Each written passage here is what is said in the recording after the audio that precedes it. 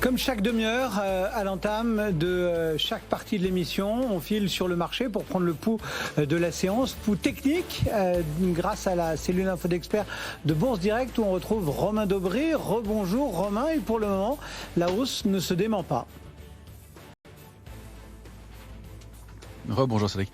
Non, effectivement, on a vu cette cible dont on parlait, 6444 points sur le futur CAC 40, qui a été atteinte, et un petit retracement d'une vingtaine de points à ce moment-là. Ça n'est pas un niveau de résistance majeur, c'est un petit peu plus haut, 6472, 6490 et demi. C'est à partir de ce niveau-là que le gros de la baisse s'est mis en place et que le gros de la position ouverte sur le futur CAC 40 a été atteint. Donc on peut encore envisager des petites extensions dans cette séance, même si globalement les vendeurs conservent la main, n'ont pas capitulé. Mais on a des indices qui réagissent donc sur des niveaux importants. Le S&P qui est revenu s'accrocher autour de 3972 points, le Nasdaq 100 autour de 12 190, et on voit qu'il y a beaucoup de titres et de supports majeurs qui sont atteints, beaucoup de titres qui ont atteint des niveaux de retracement importants. Je pense à des titres comme Amazon qui ont retracé de 45% par rapport à leur point haut. Donc évidemment, ça peut créer de l'intérêt pour des investisseurs de long terme de rentrer sur ces titres, même si on considère que cette situation a vocation à durer un petit peu, probablement encore.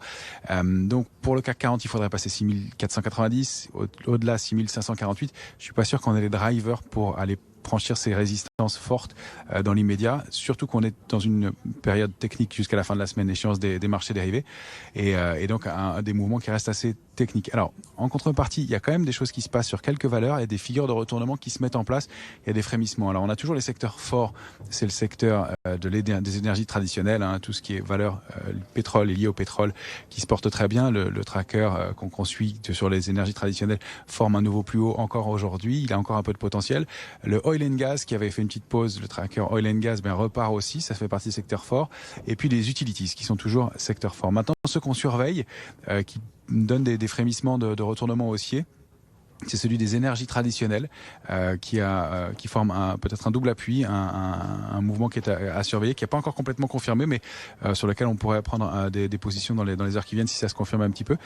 Le secteur bancaire aussi, qui est un peu compliqué, mais qui donne des signaux. Et puis il y a le secteur automobile, sur lequel là on a franchi le pas, en anticipant un petit peu, mais on voit qu'il se passe pas mal de choses, tant du côté des équipementiers que du côté de quelques valeurs comme Stellantis ou Renault, qui sont ce qui serait le pari value du moment.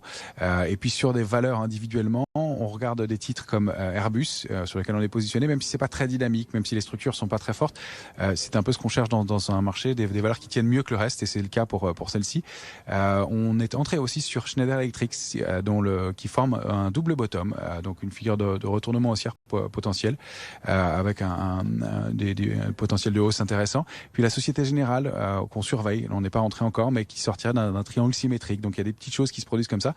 Et puis pour citer une plus petite capitalisation, il y a Elior qui forme une structure de retournement haussière en épaule-tête-épaule inversée, dont la cible se situerait aux alentours de 3,95. Là aussi, on prend le risque, on est assez sous-investi, et donc on va commencer à construire des positions. Mais tout ça doit se faire dans le temps. Il n'y a pas d'urgence à rentrer sur le marché, et on reste globalement avec une poche de cash assez importante. Merci beaucoup pour toutes ces précisions techniques sur la séance en cours. Merci, Romain Daubry et la cellule info d'experts de Bourse Direct qui nous accompagnent régulièrement sur l'antenne de BFM Business. Le marché parisien en hausse d'1,54%, 6445 points pour le CAC.